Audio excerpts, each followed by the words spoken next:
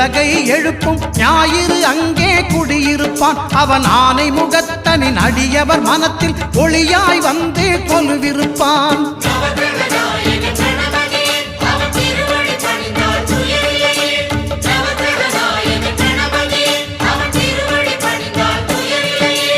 ஒன்பது கோளும் ஒன்றாய் காண அங்கு கற்பகம் என்னும் கடவுளின் மெய்யில்